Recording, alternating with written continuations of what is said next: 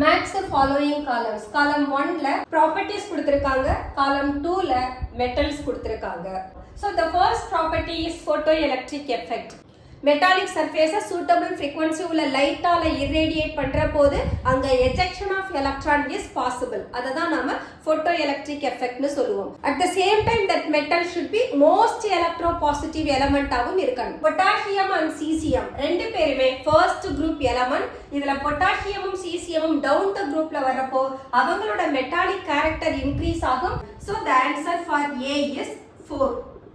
The next one, no flame color test. 1s group elements, 2s group element. Flame la introduce பண்ணோம்னா we will get different colors. அந்த கலரை base பண்ணி அது என்ன மெட்டல்னு identify பண்ண முடியும். இந்த ப்ராப்பர்ட்டி படி பார்த்தோம்னா 1s group element characteristic கலரை flame testல கொடுப்பாங்க.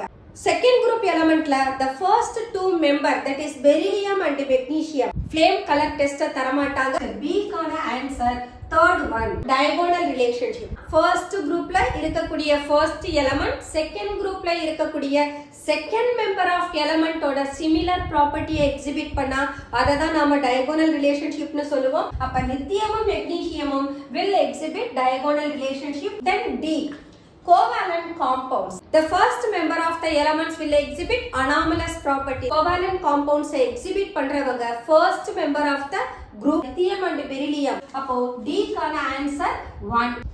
This is what the correct answer. உங்களுக்கு இந்த வீடியோ பிடிச்சிருந்ததுன்னா லைக் பண்ணுங்க, ஷேர் பண்ணுங்க, கமெண்ட் பண்ணுங்க and subscribe பண்ணுங்க. Thank you.